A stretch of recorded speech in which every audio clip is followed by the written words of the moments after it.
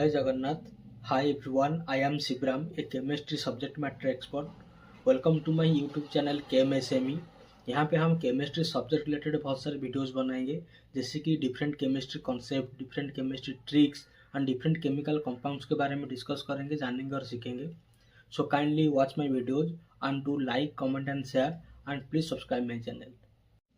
Hi everyone, आज हम chemistry का एक बहुत बेसिक कॉन्सेप्ट के बारे में बात करेंगे, जिसका टाइटल है chemical equation.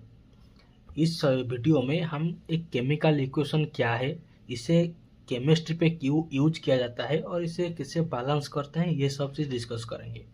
So first of all, what is a chemical equation? A chemical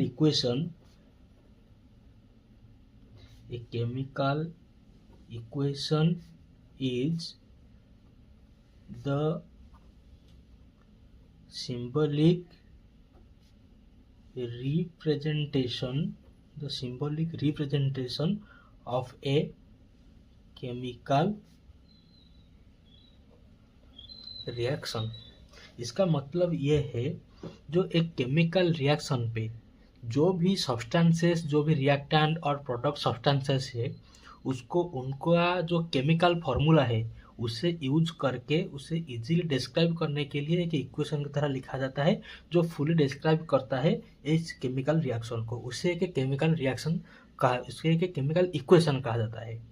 अगर हम पीरियोडिक टेबल को देखें, और एक पीरियोडिक टेबल में 118 डिफरेंट एटम्स है, और हर एक एटम का एक केमिकल सिंबल होता है. जैसे अगर हम देखेंगे बेसिक से, हाइड्रोजन का केमिकल सिंबल होता है H. वैसे हीलियम का He, लिथियम का Li. वैसे अगर देखेंगे ऑक्सीजन का O, नाइट्रोजन का N, कार्बन का C, आयरन का Fe, क्लोरीन का Cl, पोटेशियम का K. ये जो है, ये डिफरेंट जो केमिकल, जो डिफरेंट एटम्स है, उनका एक ये सब केमिकल सिंबल्स होते हैं. और दो या फिर दो से ज़्यादा एटम्स को मिलाकर, एटम्स को कंबाइन करके एक केमिकल कंपाउंड या फिर एक केमिकल मॉलिक्यूल बनता है. जैसे अगर दो हाइड्रोजन एटम्स कंबाइन करेंगे तो एक हाइड्रोजन मॉलिक्यूल फॉर्म होगा, जिसका केमिकल फार्मूला होता है H2. वैसे अगर दो ऑक्सीजन एटम कंबाइन करेंगे तो एक ऑक्सीजन मॉलिक्यूल फॉर्म होगा, जिसका केमिकल फार्मूला होता है O2.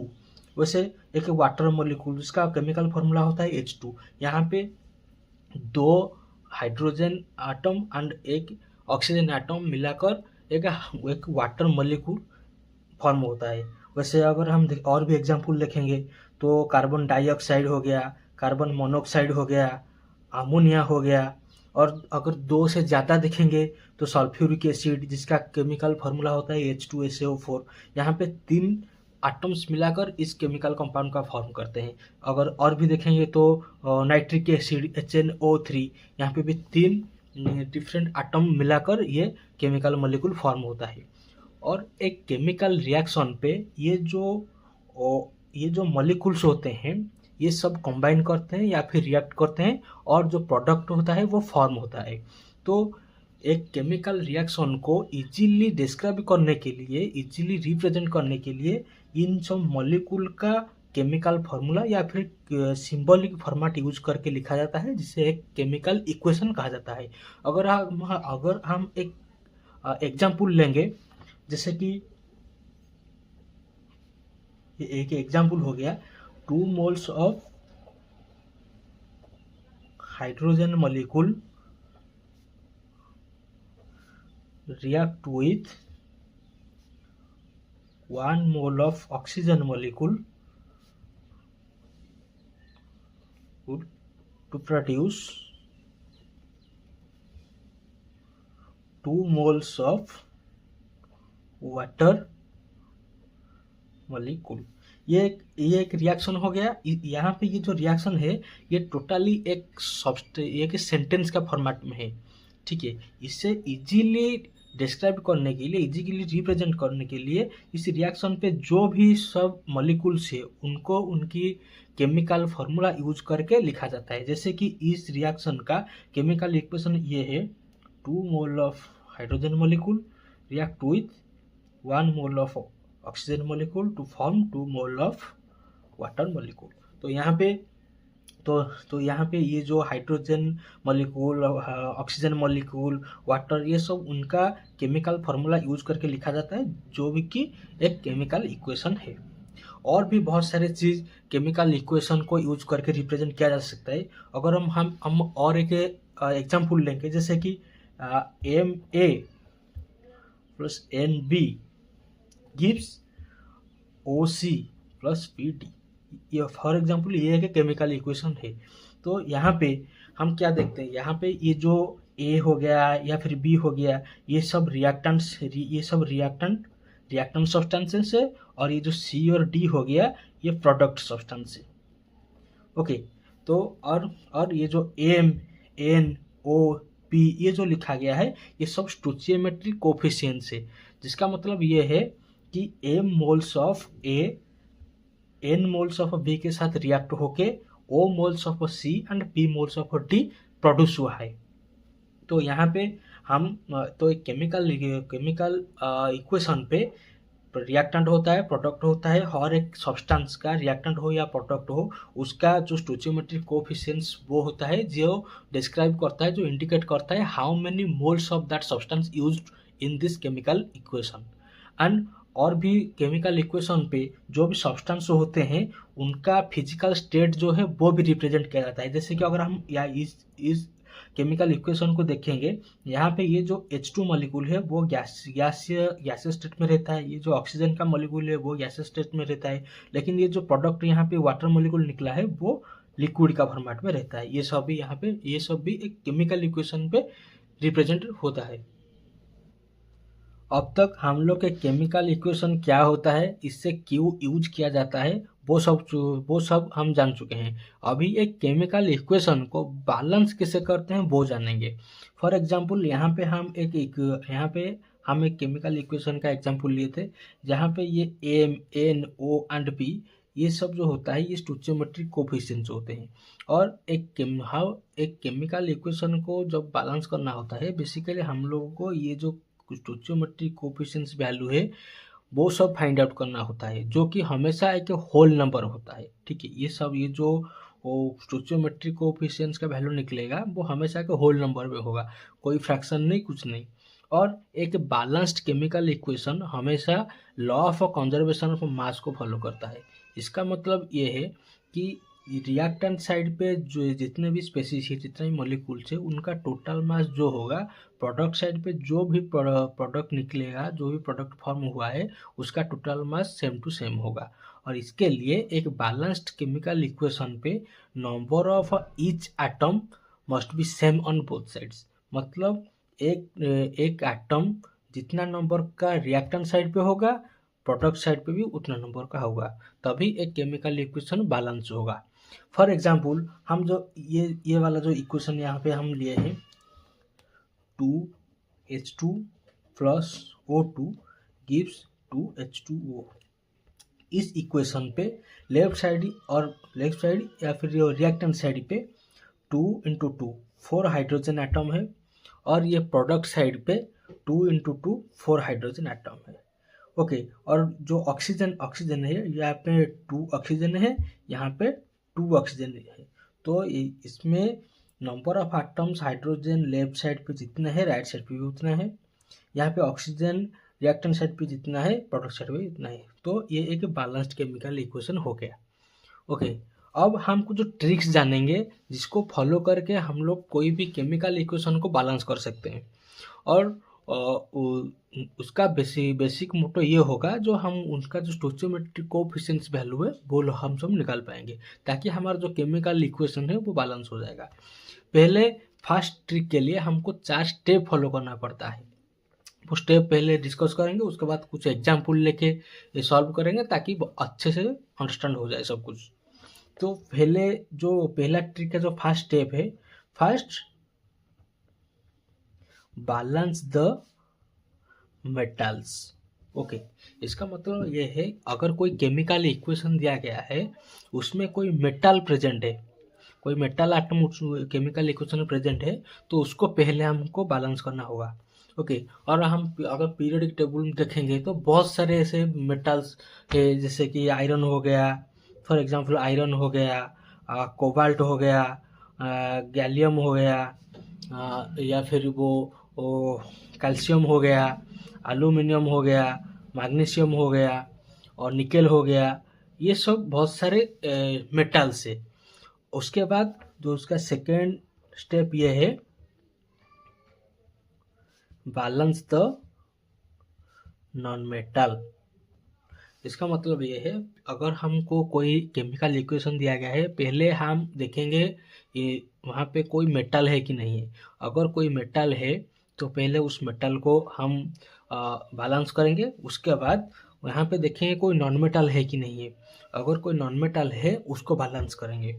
तो पीरियोडिक टेबल में इन टोटल 10 नॉन मेटल्स है, जो कि है carbon, nitrogen, oxygen, phosphorus, sulphur और सेलेनियम, और ये हो गया 6। और fluorine, chlorine, bromine and iodine, ये जो 10 है, ये 10 नॉन मेटल्स है। इसमें से ओ को यहाँ पे इन्वॉल्व नहीं करेंगे, ठीक है। तो पहले इक्वेशन पे पहला स्टेप ये है कि बैलेंस द मेटल्स। जो भी मेटल प्रेजेंट होगा केमिकल इक्वेशन में उसको बैलेंस करेंगे। उसके बाद जो भी नॉन मेटल होगा एक्सेप्ट ओ, उसको बैलेंस करेंगे और रीचेक करेंगे मेटल को। ओके, पहले मेटल बैलेंस हो गया, उसके बाद नॉन मेटल को बैलेंस करेंगे। Carbon, nitrogen, phosphorus, sulphur, selenium, fluorine, chlorine, bromine, iodine, इसमें इनमें से जो भी एटम होगा उसको बैलेंस करेंगे। फिर रीचेक करेंगे मेटल को। After balancing the non metals, अगर फिर से वो मेटल जो है वो अनबैलेंस हो गया, फिर से हमको फर्स्ट स्टेप से फॉलो करना पड़ेगा, फिर से मेटल को बैलेंस करना पड़ेगा। ओके, अगर मेटल वैसे कि वैसे बैलेंस होकर हो रहा है तो उसके बाद हम थर्ड स्टेप को फॉलो करेंगे, जो कि है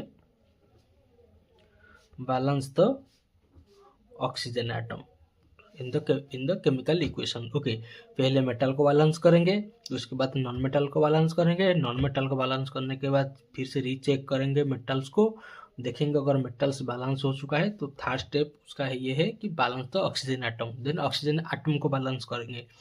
and after balancing the oxygen atom, recheck metal and non metal.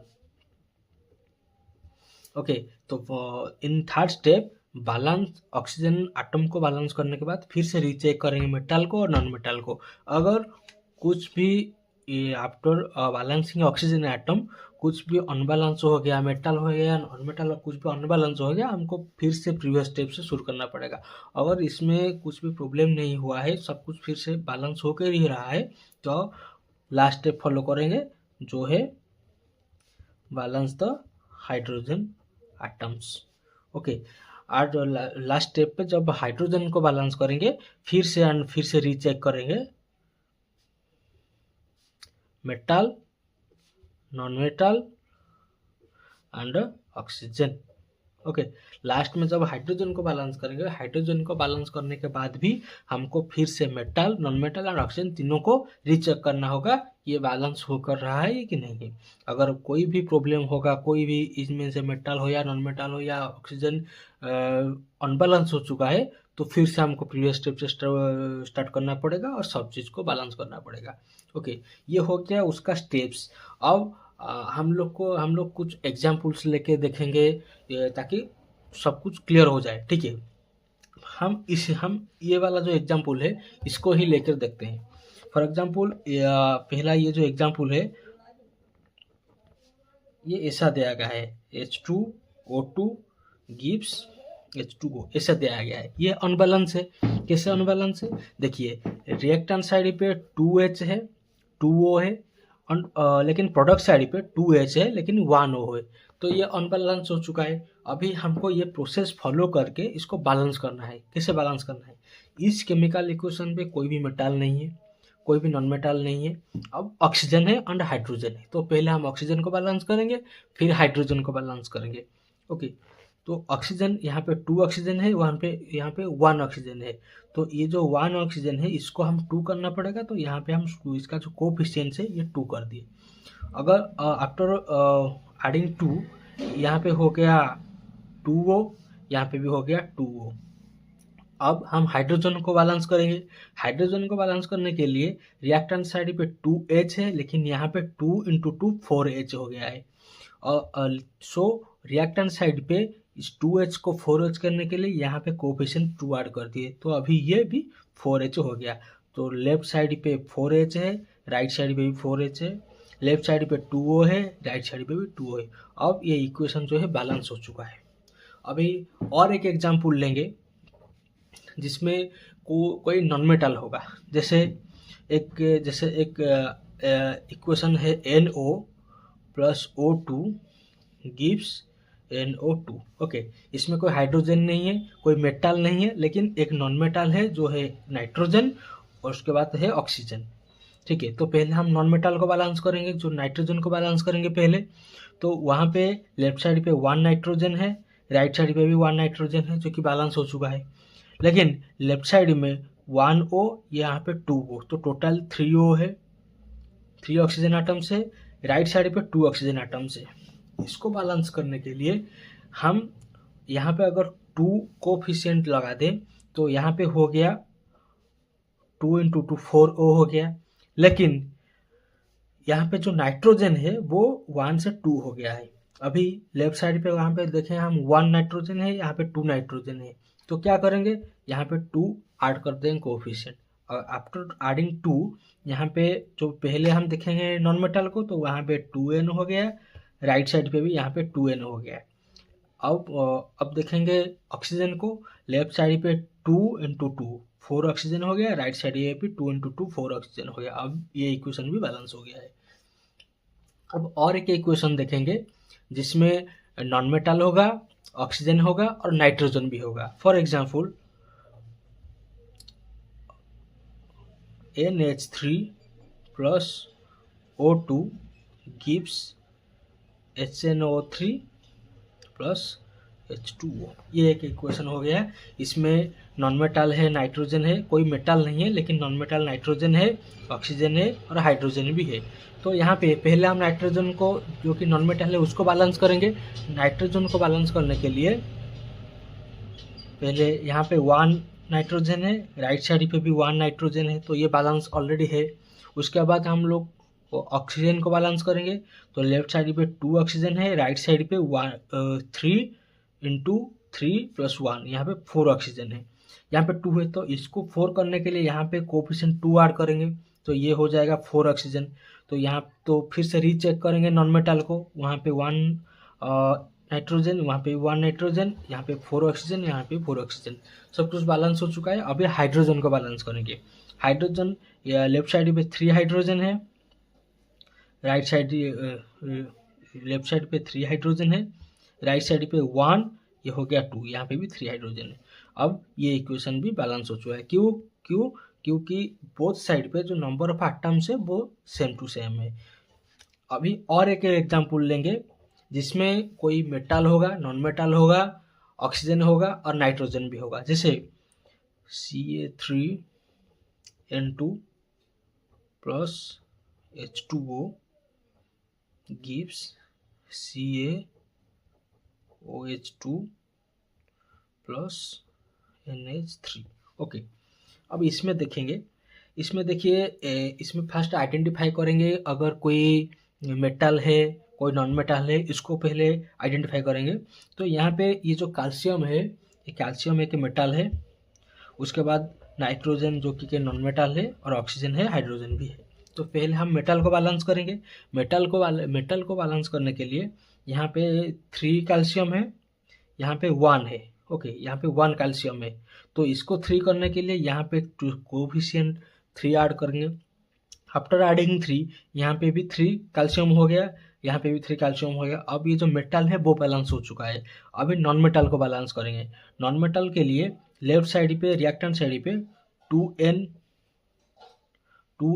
2 nitrogen atoms है, और राइट साइड पे यहाँ पे 1 नाइट्रोजन एटम्स है। तो इसको बैलेंस करने के लिए जो NH3 पे 2 कोफिशिएंट ऐड कर देंगे। आफ्टर एडिंग 2 यहाँ पे भी 2 नाइट्रोजन हो गया, लेफ्ट साइड पे भी 2 नाइट्रोजन हो गया। तो ये जो नॉन मेटल है ये भी बैलेंस हो चुका है। अब फिर से रीचेक करेंगे मेटल के लिए। मेटल के लिए जब रीचेक करेंगे तो यहाँ पे 3A 3 कैल्शियम है, यहाँ पे भी 3 कैल्शियम है, वो बैलेंस होकर रहा है। वहाँ इसके बाद यहाँ पे 2 नाइट्रोजन है, यहाँ पे 2 नाइट्रोजन, वो बैलेंस हो चुका है। अब थर्ड स्टेप हम ऑक्सीजन को बैलेंस करेंगे। ऑक्सीजन को बैलेंस करने के लिए रिएक्टेंट साइड पे वहाँ पे ये H2O मॉलिक्यूल पे 1 ऑक्सीजन आटम है, लेकिन ये जो प्रोडक्ट साइड पे ये हो गया 2, ये 3, तो 6 ऑक्सीजन आटम्स है। यहाँ पे 2 है, वहाँ पे 6 है, तो ये जो 1 ऑक्सीजन आटम को 6 करने के लिए यहाँ पे ये H2O पे 6 कोफिशिएंट हम लोग को ऐड करना होगा। आफ्टर एडिंग 6 लेफ्ट साइड पे 6 ऑक्सीजन हो गया, राइट साइड पे भी 6 ऑक्सीजन हो गया। अब हम रीचेक करेंगे फिर से मेटल और नॉन मेटल को। तो मेटल 3 कैल्शियम, यहाँ पे भी 3 कैल्शियम, वो बैलेंस होकर रहा है, कोई प्रॉब्लम नहीं है। अब नॉन मेटल को रीचेक करेंगे तो यहाँ पे 2 नाइट्रोजन, यहाँ पे भी 2 नाइट्रोजन, उसमें भी कोई प्रॉब्लम नहीं है, वो भी बैलेंस होकर रहा है। अब ऑक्सीजन यहाँ पे 6 ऑक्सीजन, यहाँ पे 6 ऑक्सीजन, वो भी बैलेंस हो चुका है। अब लास्ट में हाइड्रोजन को बैलेंस करेंगे। लेफ्ट साइड में 6 इंटू 2 12 हाइड्रोजन आइटम से, राइट साइड में 2 इंटू 3 6 हाइड्रोजन, NH3 पे 3 इंटू 2 6 है, ये इन टोटल 12 हाइड्रोजन। तो लेफ्ट साइड में रिएक्टेंट साइड में 12 हाइड्रोजन, राइट साइड पे भी 12 हाइड्रोजन। तो अभी ये जो हाइड्रोजन है ये भी बैलेंस हो चुका है। तो अब ये जो इक्वेशन है, अब ये इक्वेशन ये टोटली बैलेंस हो चुका है। अब और एक एग्जाम्पल देखेंगे, जैसे कि यहाँ पे और एक एग्जाम्पल देखेंगे जिसमें भी कोई मेटल होगा, नॉन मेटल होगा, हाइड्रोजन होगा, ऑक्सीजन होगा, चारों होंगे, ठीक है। फॉर एग्जाम्पल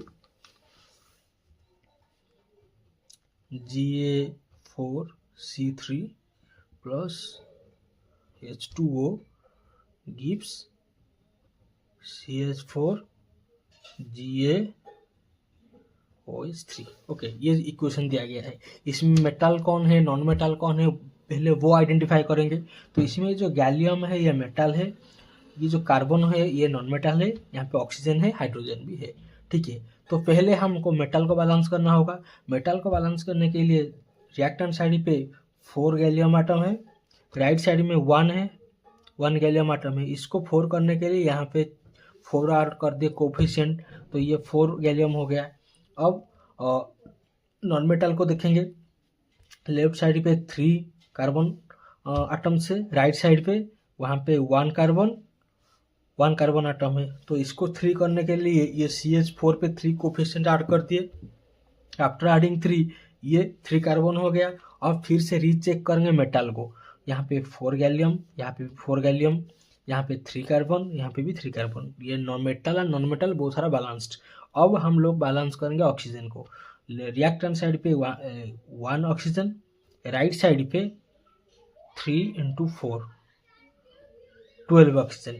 तो इसको 12, ये जो 1 ऑक्सीजन है इसको 12 ऑक्सीजन करने के लिए वहाँ पे 12 कोफिशिएंट ऐड कर देंगे। H2O पे 12 कोफिशिएंट ऐड करेंगे। आफ्टर एडिंग 12 फिर से रीचेक करेंगे। आफ्टर एडिंग 12 यहाँ पे तो 12 ऑक्सीजन हो गया, राइट साइड पे भी 12 ऑक्सीजन है, तो ये तो बैलेंस हो गया। अब रीचेक करेंगे मेटल और नॉन मेटल को। यहाँ पे 4 गैलियम, यहाँ पे 4 gallium, no impact. Then 3 carbon, यहाँ पे भी 3 कार्बन, वो भी बैलेंस हो चुका है। अब 12 ऑक्सीजन, यहाँ पे भी 12 ऑक्सीजन, वो भी बैलेंस हो चुका है। अब लास्ट में हाइड्रोजन को बैलेंस करेंगे। लेफ्ट साइड में 12 इंटू 2 24 हाइड्रोजन एटम्स है, राइट साइड पे CH4 पे 4 इंटू 3 12 हाइड्रोजन, यहाँ पे 3 इंटू 4 12 हाइड्रोजन, इन टोटल यहाँ पे भी 24 हाइड्रोजन है। तो यहाँ तो ये जो इक्वेशन है अब ये बैलेंस हो चुका है। अभी हम ये जो ट्रिक फॉलो कर रहे हैं ये बहुत लेंथी और टाइम कंज्यूमिंग है, क्योंकि अगर कोई भी कॉम्प्लेक्स केमिकल इक्वेशन आ जाएगा तो ये जो 4 स्टेप है इसको बार बार फॉलो करके रीचेक कर करके अगर हम कोई केमिकल इक्वेशन को बैलेंस करेंगे तो ये बहुत टाइम ये प्रोसेस बहुत टाइम कंज्यूमिंग हो जाएगा। इसीलिए हम और एक ट्रिक यूज करेंगे जिसमें बेसिक मैथ या फिर बेसिक कैलकुलेशन को यूज करके जो स्टोचियोमेट्रिक कोफिशिएंट्स वैल्यू है वो निकाल लेंगे, ताकि हमारा जो केमिकल इक्वेशन है वो बैलेंस हो जाएगा। तो थोड़ा सा एग्जाम्पल 2-3 एग्जाम्पल देखेंगे ताकि ये चीज़ क्लियर हो जाए। फॉर एग्जाम्पल हम जो प्रीवियसली जो एक केमिकल इक्वेशन का एग्जाम्पल लिए हैं उसको ही फॉलो करके करते हैं। फॉर एग्जाम्पल और एक केमिकल इक्वेशन दिया गया है NO + O2 gives NO2। Okay, तो यहाँ पे हम पहले क्या करेंगे, ये जो सारे स्पेसिस दिए गए हैं इनका एक स्टोचियोमेट्री कोफिशिएंट अज्यूम कर लेंगे। जैसे कि फॉर एग्जांपल NO का स्टोचियोमेट्री का हम अज्यूम कर लेंगे A, इसका B और इसका C। ओके, अब ये जो अज्यूम किए हैं, ये जो वैल्यू हम अज्यूम किए हैं A, B और C, इसको लेकर नाइट्रोजन और ऑक्सीजन का वैल्यू निकाल लेंगे। कैसे? फॉर एग्जांपल हम अगर नाइट्रोजन को देखेंगे तो यहाँ पे 1 नाइट्रोजन है तो 1A, प्रोडक्ट साइड पे 1 नाइट्रोजन है तो 1C। अब ऑक्सीजन को देखेंगे तो ऑक्सीजन का हो गया यहाँ पे 1A हो गया प्लस 2B हो गया इक्वल टू यहाँ पे 2C हो गया। ओके, इस मेथड पे हमेशा एक वैल्यू को हम अज्यूम करके 1 ले जाएंगे ताकि जो और वैल्यू है वो निकल जाए और हमारा स्टोचियोमेट्रिक कोफिशिएंट का वैल्यू हम फाइंड आउट कर सके। जैसे कि यहाँ पे हम लेंगे लेट A = 1। अगर A = 1 हो जाएगा तो C = 1 × 1, C भी 1 हो जाएगा क्योंकि 1A = 1C। और यहाँ पे A मिल गया, B मिल गया। अब ये दोनों वैल्यू यहाँ पे पुट कर देंगे ताकि हमारा जो B का वैल्यू है वो निकल जाए। कैसे ना, 1A = + 2B = 2C। तो 1A हो गया 1 + 2B, 2C का वैल्यू हो गया 2, क्यों C और A का वैल्यू 1 1 है। अभी 2B = 2 - 1 दैट इज 1। अभी B का वैल्यू निकल जाएगा 1/2।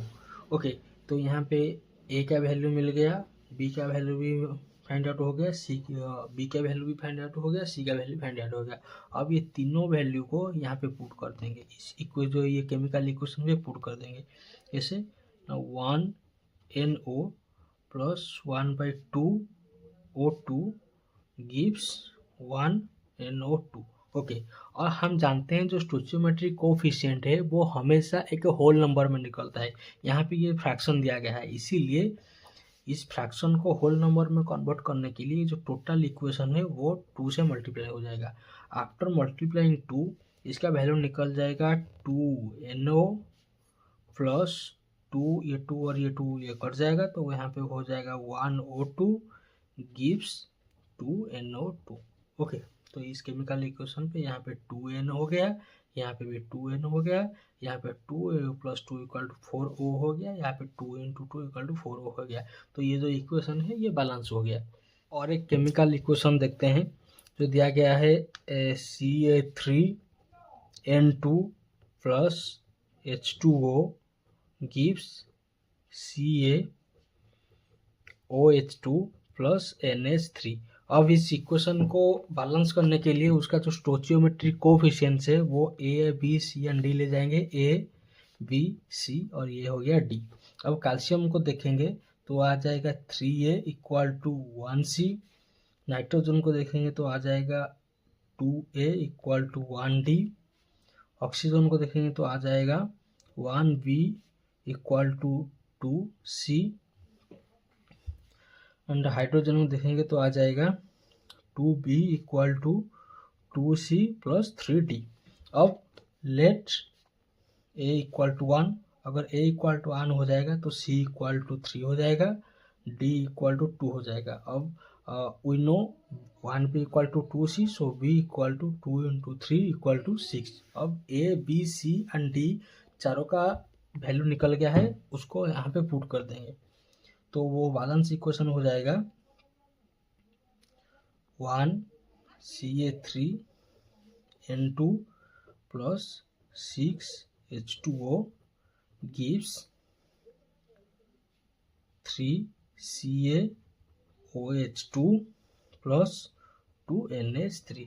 इस केमिकल इक्वेशन में लेफ्ट साइड पे 3 कैल्शियम है, राइट साइड पे भी 3 कैल्शियम है, लेफ्ट साइड पे 2 नाइट्रोजन, राइट साइड पे 2 नाइट्रोजन, लेफ्ट साइड पे 6 ऑक्सीजन, राइट साइड पे 2 × 3 6 ऑक्सीजन, लेफ्ट साइड पे 12 हाइड्रोजन, राइट साइड पे 6 हाइड्रोजन, यहाँ पे भी 6 hydrogen, 12 hydrogen.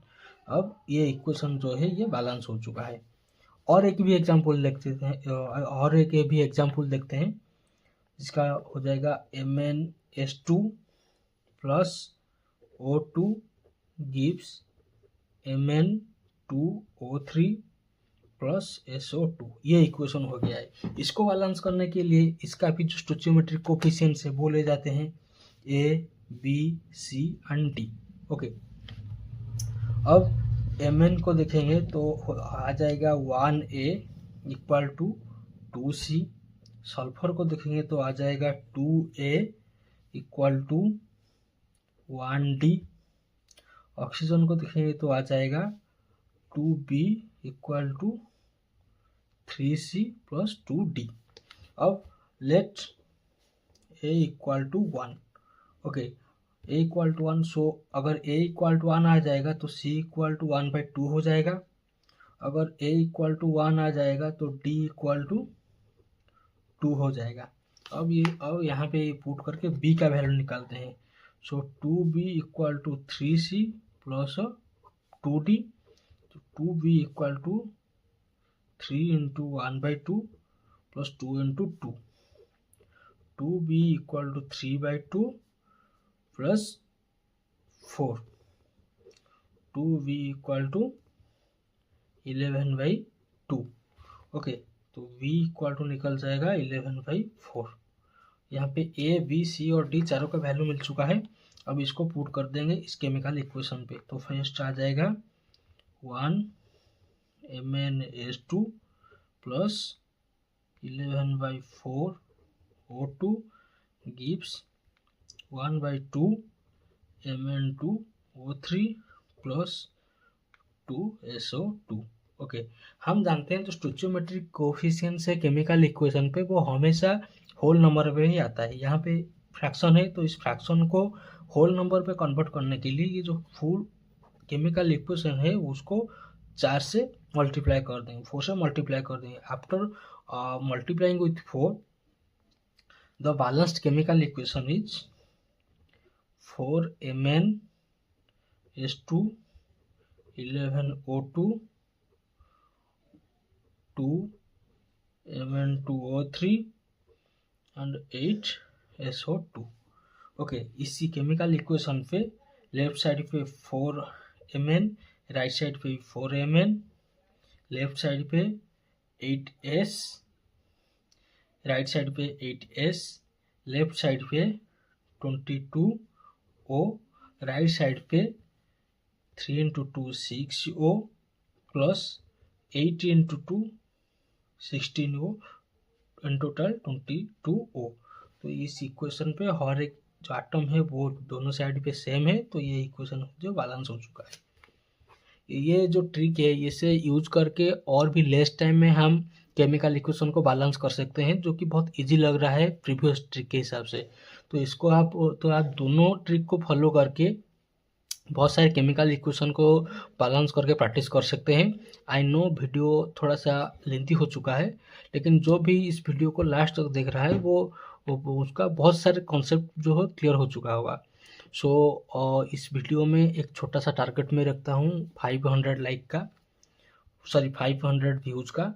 After reaching 500 views हम और भी वीडियोज़ बनाएंगे केमिकल इक्वेशन टॉपिक पे, जैसे कि how to balance a redox reaction, how to balance a chemical equations in acidic and basic conditions. ये भी थोड़ा बहुत कॉन्सेप्ट है जिसमें केमिकल इक्वेशन को बैलेंस किया जाता है, इसमें भी वीडियोज लाएंगे। So stay connected, stay tuned and keep watching KMSME। Thank you.